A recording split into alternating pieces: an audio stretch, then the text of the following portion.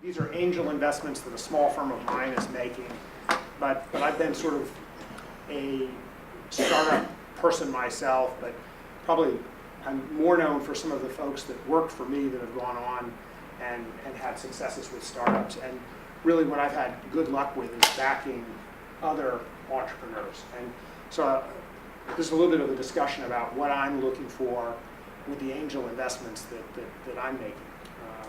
And this, I'm going to give a warning, this is not the normal philosophy, I think, for angel investing. So I'm going to take sort of risks and perspectives that probably would not be considered common here in Silicon Valley, okay, even though I'm of and from this place.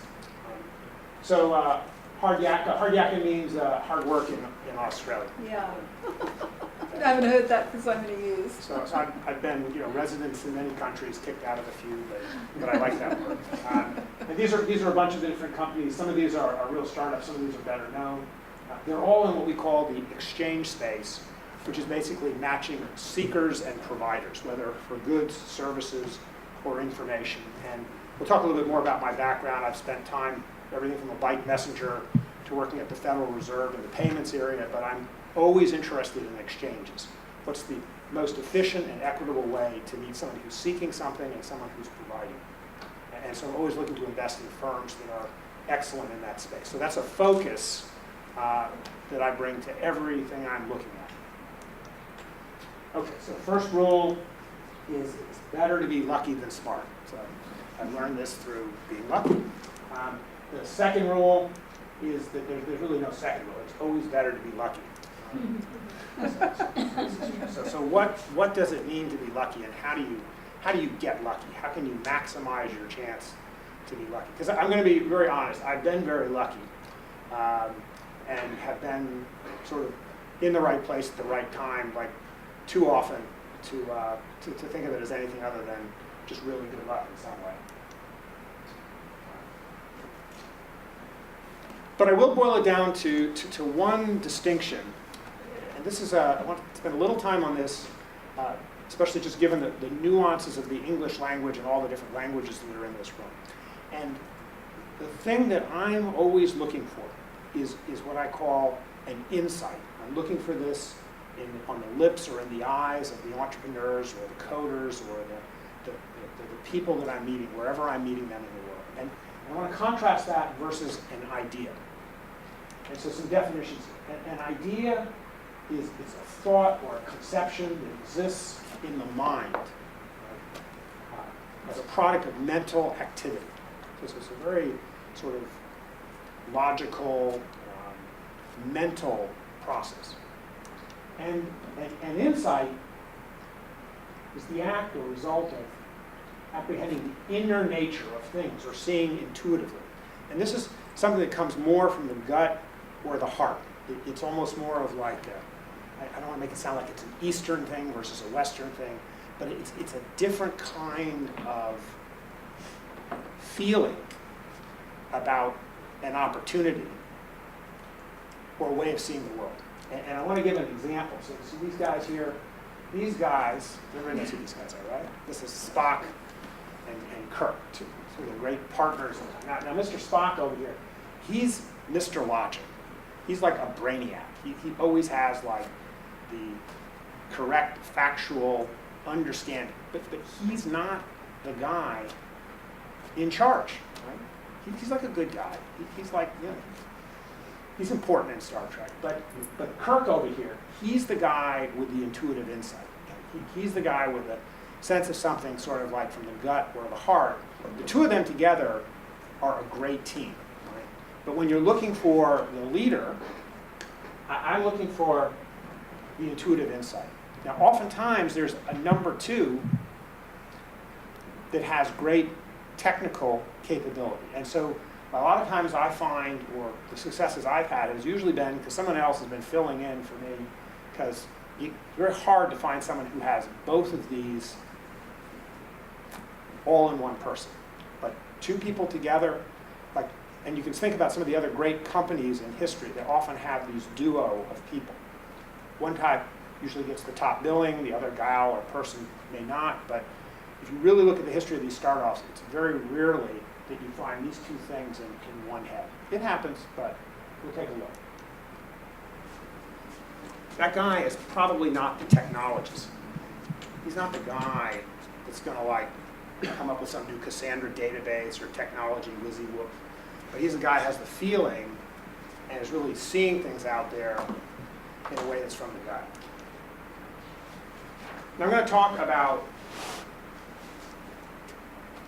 some of the clutter and stuff you have to get through to get to these great insights, and how many barriers there are between what is a great insight and actually having a great company. And so I'm going to just give some examples about the path you have to go through sometimes to get to one of these. Now this was written on a paper written by a student who had an idea. He wrote up his idea when he was in school in a class that covered business concepts, but he got a very bad grade on this paper. In fact, the professor wrote, "The concept is interesting and well-formed, but in order to earn higher than a C-, it must be feasible." So the professor told him, "Your idea is not feasible." And his name was Fred Smith. Does everybody know who Fred Smith was? What his idea was? Well, his idea was FedEx. His idea was you could actually fly things overnight to like a hub, have all the planes fly and fly back, and that people would pay $25 to get something delivered, when at the time for U.S. Postal, for a couple days delivery was 25 cents. So it was 100 times as expensive. And so the professor said this idea was unfeasible. But it was an insight that there was a range of goods and services in the world where people really would pay for a guaranteed 10 a.m. delivery the next morning. And fortunately for him, he came from a fairly well-to-do family like Mitt Romney, and so he was able to borrow $70 million from his family and put that original set of planes together. But for a long time, it looked pretty bad. But that's how FedEx got started. So he was not discouraged by the fact that he earned a C- on his paper when he was 2000. Now here's another. This is a bicycle messenger. Now you guys may not notice all these different things about this. This is a single-speed bike with no brakes. There's a lot of tattoos and usually a lot of bad body piercings and stuff. So this is part of the culture here of the United States. And I have to admit, I sort of come from this culture. I'm a biker. I'm a pretty bad bike messenger. But they have a particular way of looking at the world. And a bunch of things have come from them for which I am very thankful. And these bike messengers, they kind of look like this, and they behave very badly. I'm not sure if do you guys have bike messengers I'm not sure in all these different countries. So they're very bad on the rules. They do it in Dublin too, in Ireland. They do it, so they're very bad. And that's it. they're bad. Yeah. This is not a rule-based group. Yeah. This is a rules are for fools group. And a lot of people think of these bike messengers as anarchists. Right? They're very hard to control, and yet they're carrying some of the most important documents from A to B that you could imagine. In fact, you guys know how we caught Osama bin Laden, right? If you want to find out where a guy's hiding who's not using computers anymore, you follow all the couriers. Following the couriers that determine the location of Osama bin Laden. So you want to know what's being moved confidentially between people about the most important things, it's in the bags of those couriers. And the question is, how do you pick and choose which jobs to assign to which messenger? So if you're going to run a company that tries to manage all these people, these inmates in the asylum, how do you keep a lid on them so that they're not out of control? Now that is one way to ask the question. Now when I was on some assignment for Booz Allen in some faraway country, it was called New Zealand, I thought when I saw bike messengers that was the question that was being asked and everybody was trying to answer that question. But I learned that was a dispatcher's perspective, or what I call a speaker's perspective. That's the person who's like sitting in the office trying to, like, through radios and phones and pagers, keep track of all these people. He is trying to be in control. But there's another perspective. This is what I would call an insight, which is to ask the question, how do messengers call for the jobs that they want to do? So instead of having a speaker's perspective or a dispatcher's perspective, this is what's called a messenger's perspective or a listener's perspective. It's a bottom-up view of the world. And so the question is, even though these guys are like anarchists, what might the world work like if you ran things bottom up rather than top down? Because when I took a peek around the world, I saw that everything was pretty much top down, except in 1 or 2 countries, in 1 or 2 firms. In New Zealand, they were doing it bottom up. And the reason I was in New Zealand is New Zealand has no float in their banking system because they clear every check in the country intraday. So they have a floatless system, which vastly simplifies their clearing system. And they had a very efficient courier system for getting this done. And so I stumbled across the courier system while I was there restructuring the banking system in the wake of the Thatcher reforms. I got more interested in the bikes than I did in the banks. And there were some objections. This is like the inmates running the asylum. If you let the couriers decide, won't they either be greedy and call for everything or lazy and call for nothing? Number 2 is like, you're going to give these guys and let them, like with radios, two-way pagers, you're going to let them bid with those devices as opposed to being sort of like merely the recipients of orders? And like, how are you going to like clear and settle? Like, ultimately, all the customers have to get charged, all the couriers have to get paid, and this is really like an auction system, and you're going to have to do clearing and settlement just like in a stock exchange at the end of the day. These were all problems. And I left that cushy consulting work, and I said, what if we could take those people and turn them into like a crew, like this, that actually takes responsibility, works bottom up,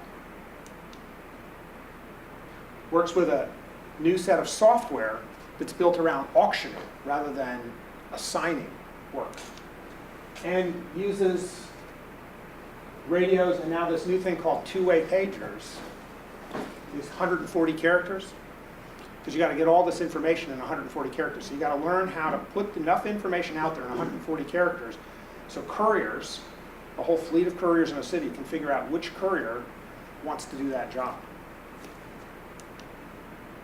And then you got to clear all the money. Now, this company, like 10 messengers in New Zealand,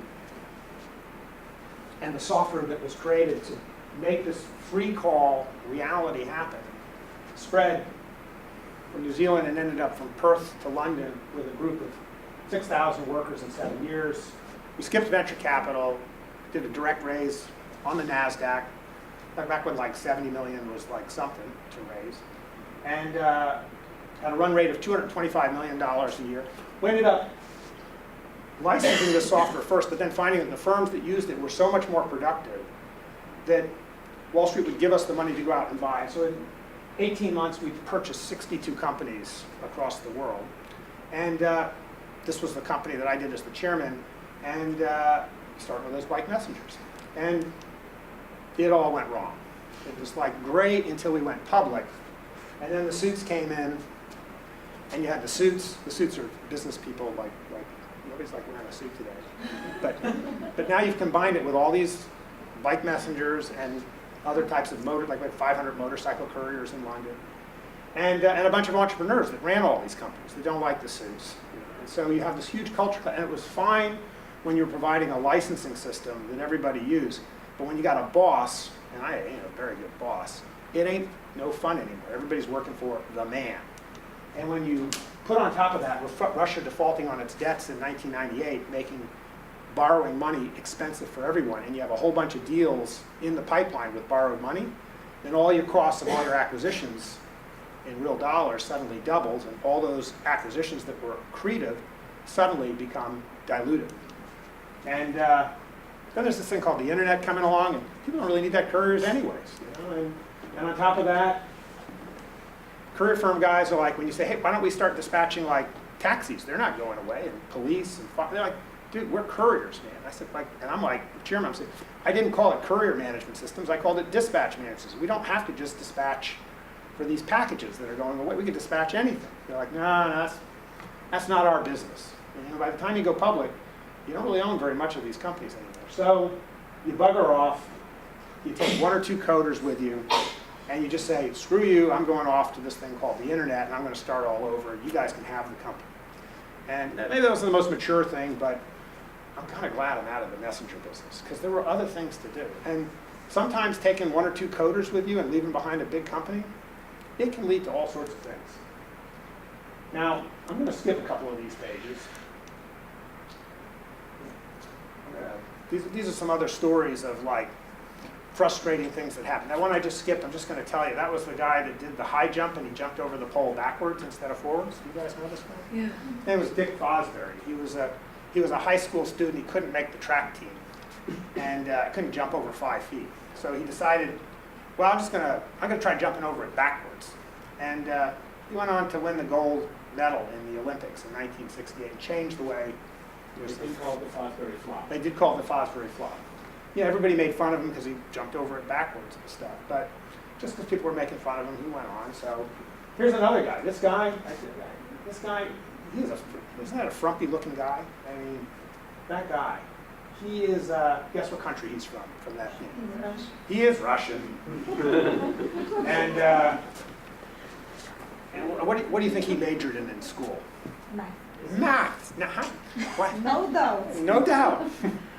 Now, he wrote this paper on diffusion. And this is the method of edge waves and physical theory of diffraction. Now, what does this mean? It's like when you shine a light on something and there's a shadow behind it, the shadow isn't like just a straight black and white. There's a fuzzy zone because light kind of like bends around. Light is both a particle and a wave. So this is all very theoretical. And he thought that this could be applied to all sorts of things, this theory of diffraction. So he published this whole thing, and the Soviet Academy, it was like, what are we going to do with this? This is useless. This is like too theoretical. He's like, well, can I publish the paper? He said, of course you can publish the paper. It's useless. Now, he published this paper, and the Americans read this paper, and they're like, wow, this is an interesting thing. I says, what if we're doing this with sound too? And so they took this thing, they took this theory, and they built this little model airplane, and they put it on the stack, and they took it into the computer, into the wind tunnel, to the radar tunnel room, where they see what the radar is, the print that you have coming back, and they wanted to see how much that made the radar bend around this thing and go off. And the guys running the test, it's fallen off the stand because there's no radar reading. And they looked in there and they're like, ooh, it's still on the stand. And so what that meant was we just had invented stealth, right? And that is how the Americans came up with a whole generation of stealth that completely made all the Soviet defenses untenable because these planes are slow, they're not very stable, but you cannot see them with radar. And the whole ability for this to happen was because of the insight of this Russian mathematician who put it out there because people at the time didn't think his insight was very valuable. Okay? And that really changed the balance of what you invested in throughout the Cold War. It made the Cold War essentially too expensive to fight and to retool when you had to deal with stealth. So insights are often ignored. Okay? So they're either ridiculed, they're ignored. Insights sometimes are really, really simple. Now this is a path this is called the method for node ranking in a linked database. This also was contributed by another folks from over on your guys' side of the world. And this was done at Stanford. And does anybody know what this patent is for? Google. This is the patent behind. It's not, Google has it, but what's the patent for? The patent is for PageRank. Now, PageRank is the way Google organizes its search results. Now, it sounds like, well, it must be very mathematically sophisticated. Well, actually, does anybody know how PageRank works? PageRank, it's like democracy. It's based on voting. It says which web page has the most web pages linked to it, pointing to it, because every link is a vote. Well, how much is that vote worth? It says, well, it depends on how many links that page has pointing to it. So if your page has a lot of links pointing to it, if your page has 2 pointing to it and you point to another page, then that page gets 2 because, so it's an iterative process of just keeping track of how all the pages on the internet point to each other. And so the page that has the most links to it is the most authoritative page on a subject. So rather than the frequency of word use or other sorts of mathematical, it's very simple. You just count who has the most votes, they win, they go to the top of the list. And they got a patent for that, and that's what Google's been based on ever since. And that insight that all these other mathematically complex ways of doing search could be trumped by simply counting the votes was really a great insight. And it's really been a pretty unbeatable algorithm in the market for the last 10 to 15 years. And so there it was. This is this voting system where you just keep track of who gets the most votes. Because this guy voted for this guy, and this guy votes for this guy gets more votes. Sergey and Brendan. Larry. So those are all a couple of them. The other thing is I have learned that I will never have an insight because I finished school. And almost anybody who finished school, it's not completely true, is incapable of an insight because they beat it out of you. Okay? So here's some other people that are dropouts. This guy, who's this guy? This guy, Steve Jobs. His insight was, this may sound really trite, was computers could be personal. Now we kind of take that for granted, but at the time, nobody thought that a computer was personal. He was the first guy to think that and really stick with that. He had to like drop out of Reed College to come up with that insight. This guy, super geek. One operating system for all PCs, had to drop out of Harvard. Before then, if you remember, or your parents told you, that everybody was trying to make an operating system for each computer. DEC had its operating, everybody had their own operating system. Wang had its operating system. Nobody had the concept of one operating system for all the computers. This guy, people are willing to share.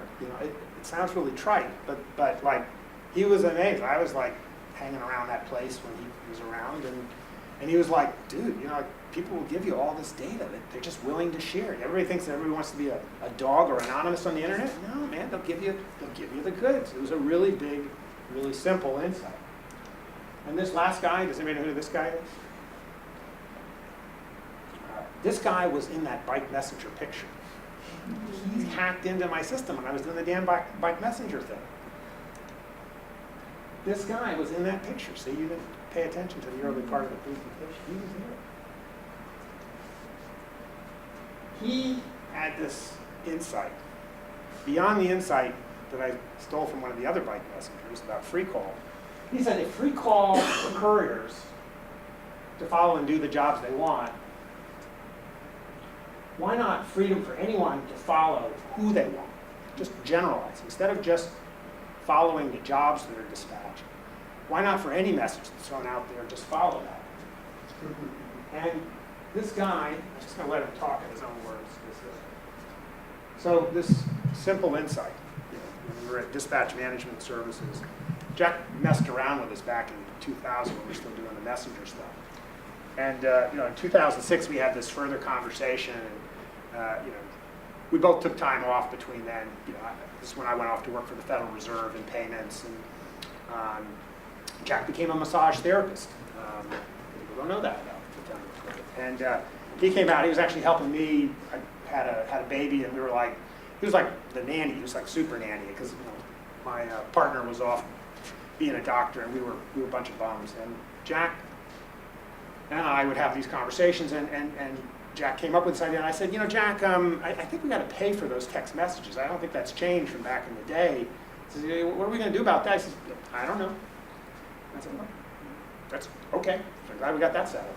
So we didn't worry about it. We just did this with text messages. And in 2006, what that meant was Facebook already had a big jump. But because of the penetration of mobile, it meant that when we launched Twitter, which there was no app at the time. There was no smartphones then. There was no app that we actually built to run on mobile phones. It just worked with SMS. It just meant that the reach of Twitter, both for sending and receiving, was every phone that could receive or send a text message in the world. So the initial footprint right out of the box was really greater than the internet, because there were more mobile phones already than personal computers. And so that really laid a foundation for a very fast and explosive growth of Twitter.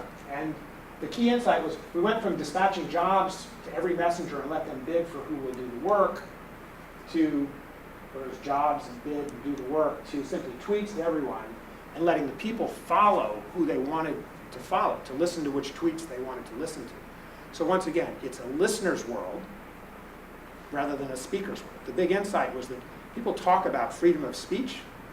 Well, a madman can have freedom of speech in his cell, or a prisoner can have freedom of speech. But if there's no one to listen, your speech doesn't do you much good.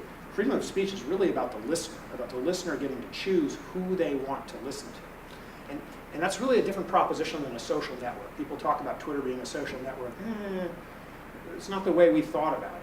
It's really a communication network, and really a listener's network that deals with spam. Because anybody who's spamming stuff out, nobody's going to listen to it on Twitter. You don't get anywhere from telling people or forcing people to try to listen to something you're saying. You must reverse it. You must have a listener's view, just like the free call system we had for the messenger movies. And it's a listener's world. And that's the real insight behind Twitter. And so that simple insight has had all sorts of things that have pleased us beyond just the business side of things. It was voted this last year the most social impact in the world for a startup. It's running at 500,000 new users per day. That's the rate of growth for Twitter. The last valuation, $8 billion. 800 million of that was raised from the Russians, 300 million from the Saudis. Most of the money has come not from the US. In fact, when we went around for Twitter in the beginning, nobody in Silicon Valley backed it. Why? What's the technology behind Twitter? It's low tech. There's no particular technology behind it. So why are you going to have any sort of advantage? They didn't see it as a technology company, because the insight wasn't a technology insight. It was a social insight about it being a listener's world. The people that funded the company turned out to be New Yorkers, because New Yorkers understand media. Fred Wilson, Union Square, Bjorn from Spark up in Boston.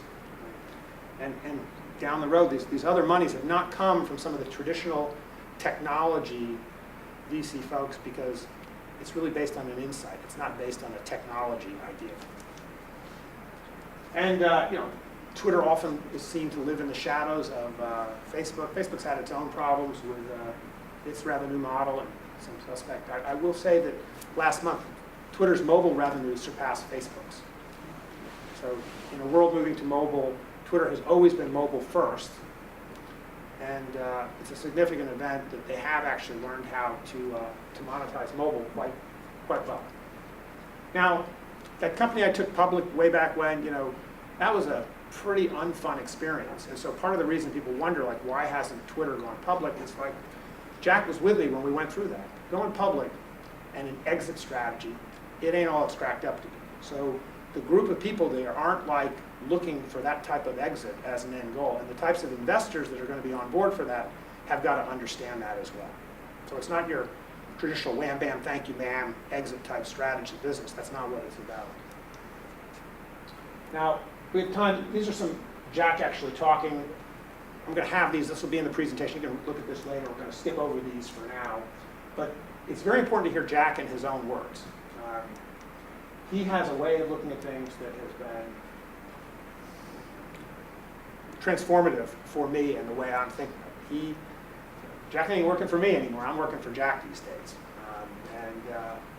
So are a lot of folks. Now, Twitter was the first act.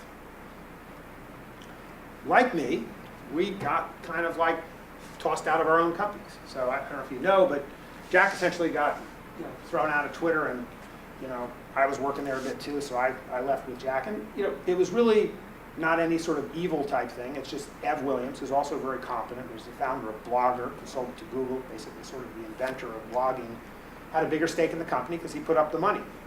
And when it got interesting, he wanted to run it, and also he had more experience than Jack. Jack was probably too much like me, trying to do too many things at once, and so got pushed out. It happens. Founders' disputes happen all the time. but he was still chairman.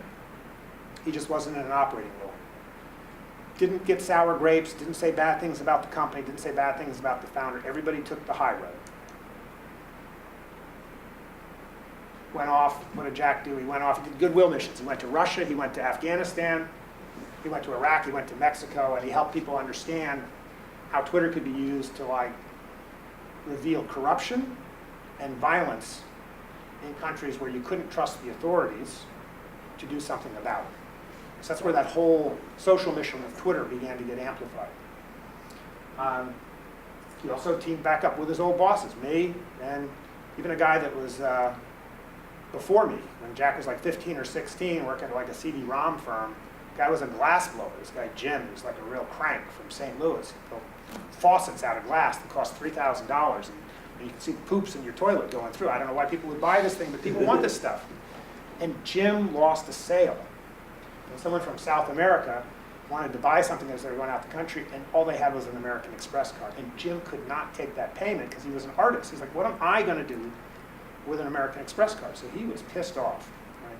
And so talking about this led to a dinner at Muir Beach, which is up here at the Pelican Inn, with Jack, Jim, and me. And what happened at this dinner? Well, Jim talked about his problem.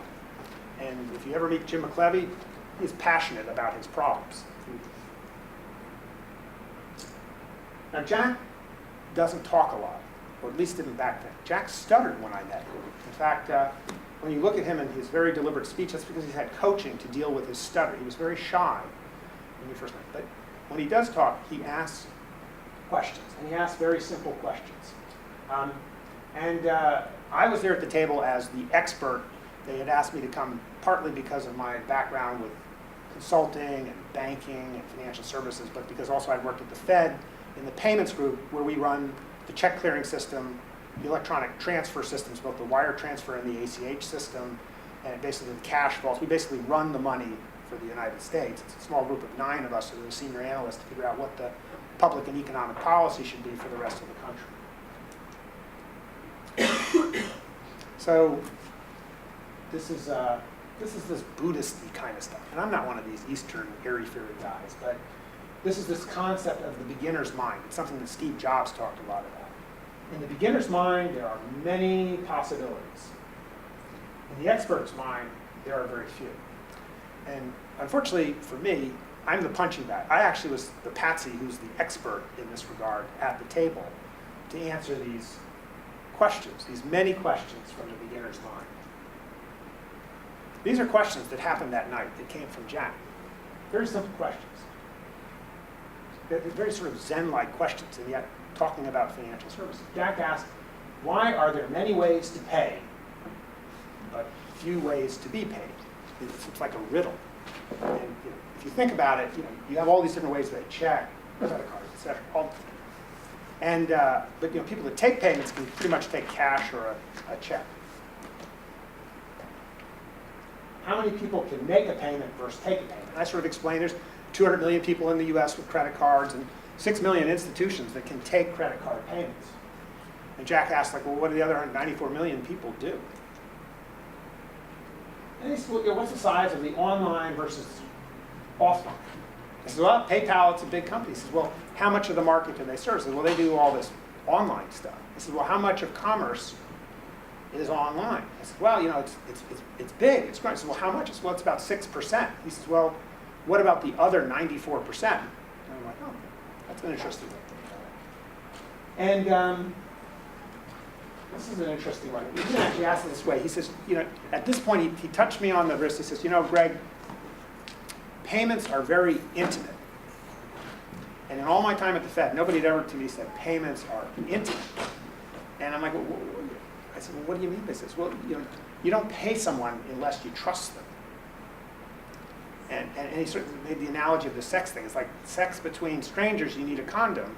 Sex between people that are married or know each other, it's like you don't have to worry about all this trust issues. And his observation was the whole payment system is based on the fact that Visa is there because you don't trust the person who's paying. You need an authorization system to make sure that the payment can be trusted. And all interchange and all the rates, everything is based around the fact that the parties are strangers and they don't trust each other. And Jack's observation was most of the time payments are between people that absolutely know each other, that intimately know each other.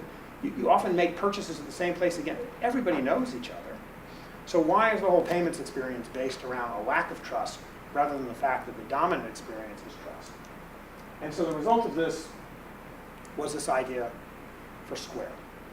The idea that will enable anybody to take a payment, not just the few institutions, the 6 million, but anybody can take a credit card payment. That you don't need a credit check to get that. That phones are great indicators of identity. They have GPS. We have all sorts of things that are powerful in a phone that aren't there in a car. And that can be a platform for taking a payment rather than making it. So just remember the speaker versus the listener's world. So most people think of the world in terms of like making a payment. Most of these payment innovations in the world are about making a payment. Square is not. It's about taking a payment. And a couple years into this, 3 years into it, 2 million signups. We just broke 10 billion in annual sales. Moving from mom and pops, you've heard Starbucks launched a couple weeks ago in Canada. Japan is next. The teams are forming for international rollout throughout the world. And I can't say too much, but there's more to come. There's always lots of good surprises coming out of the world of Square in a very crowded, busy, competitive market. So these are a couple of the companies, from DMS to Twitter to Square. I've been really lucky to get to be a part of these things. I'm not the guy that came up with the insight for any of them. I just happen to have been around and have been magnetically attracted to the people that have these insights. And did put some money in early on. The company I worked hardest on, I consider it a failure. Even though when an IPO did all these different things, it's all broken up now and sold off in pieces. It's just like history. Yeah, but I hired Jack, and I kept listening to him. And I invested in and worked at Twitter and advised at Square. And just to give you a feel for this, I've risked spending time on this. Another one of Jack's ideas. One of other Jack's ideas that we had, really insights, was he was watching people search on Google, and he hacked the browser so that whatever you were searching for on Google, you could see who else was searching for the same thing on Google at the same time.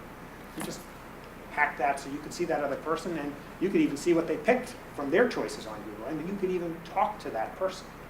Because people that are searching, he said, why do you have to go through companies and websites? Why can't you just talk directly to the people that are seeking and providing? Why are all these exchanges that we have in the world have to go up through all these layers? Why can't you just connect people directly? So this company I'm working on now, 3Taps, says, can't you take all the postings for seeking and providing and put them in one big pot? And all the people that have all those postings, they don't like that so much. But we think those exchange offers are out there in public, and so we think they're fair game. So what does this mean? When we start to ask a whole bunch of questions. These are the kind of questions. Are public facts public property? Who owns this content? You have to ask permission. What's the open web? What do you do when terms of uses are so abusive that you think they become unenforceable? You just look at that and says you can't take the data. We're like, that's a terrible terms of use. Well, rules are for fools, like those bike messengers. Well, you start doing things. And all these companies we did, Twitter, we get sued all the time. Square, we get sued all the time. And Craigslist now, I'm getting sued all the time. So these things, with Twitter, we broke all the rules for the phone companies. Peyton Manning throws a touchdown, we throttle the phone networks. They're like, you can't do that. We're like, sorry, man. Twitter just lit up. We're sending you these messages, deal with it. The banks, like, you can't aggregate transactions for all these small merchants. Like PayPal did, Well, they were transformative. Well, we're transformative. Well, what makes you transformative? We're going to put this little thing on the top of the phone, this little dongle. We're transformative, okay? And this thing, PadMapper, this app, these apps that let you search for apartments across all the sources. I don't think that's a crime. I think you ought to be able to search across all the different sources of data. But other people don't like that. So get used to it. You're going to get sued if you're going to be disruptive. and you're going to be insightful, and you're really going to try to shake the world up. No. A lot of VCs don't want to deal with stuff where you're going to have this kind of litigation. So, do you want to be lucky with insights? So these are kind of my takeaways. Cutting through all this different stuff we've seen there. Keep it simple. Just one thing to start, just like that guy with the one finger.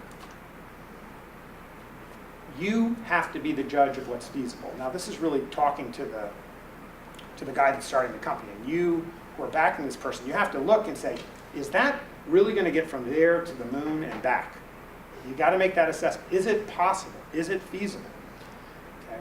Like when we did that dongle thing in the top of Square, we're like, do we really think we can make this work? Because there's no power in that top port. We had to pull power off of that. We make that thing work not by reading the stripe. It listens to the noise and figures out the number. We took some risks on that one. All right, so we have a lot of failures. There's a lot of dry holes. But we treat that as learning. You don't crucify people when some of these things crash and burn. We've had a lot of failures along the way. Okay, all the good guys, they all dropped out of school. So don't let school get in the way of an education. And again, my real takeaway here is focus on insights, not ideas, not just ideas. And the last thing is you better have a thick skin, because don't be surprised if you're going to ruffle a few feathers and get sued or hurt some enemies along the way. Okay? So that's it. That's just a perspective from. So we've only got a couple of minutes, but if anyone's got any questions, because we'll have to then wind up, because some people need to go, That's fine. unfortunately. And I'll be around for a bit. Questions? Sure. So how much of an investor's ability to recognize that insight has to do with how the entrepreneur is able to present it, in your experience? Well, the entrepreneur must be able to present. Both Twitter and Square, the versions that we showed or worked with, were both built in a week to demonstrate the concept. And so if the entrepreneur can't show you something that, like, you get it, it's probably not crisp and clean. So the ability to show, like there's a rule both like at Twitter, it's never talk about what you're going to do.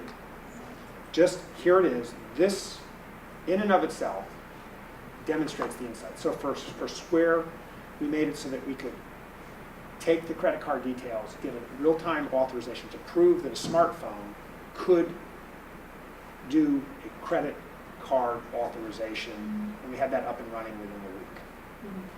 And we didn't have the whole back end. The back end, we dumped it all out, we re-entered it, we ran it through Jim's Glass account, so I didn't even know where these transactions were coming from. But the user experience was immediately, and Khosla, the one, we went and asked for 20 million. He said, I'm not going to give you 20 million. We're like, I'm going to give you 40 million. Okay. Because he could see it, and it was there right away. And so the entrepreneur, the guy, ought to be able to beautifully, eloquently communicate that. Because that person, that Captain Kirk, they're going to have to lead the vision. They don't have to be the technologists. Technologists, he might be over there. Jack has that ability. He went from being the geek to being, he's one of the few guys that made the transition from being thought of as Spock to now being a person who has the gut instinct as well. So unfortunately, we're going to finish now. Go. Thank you so much.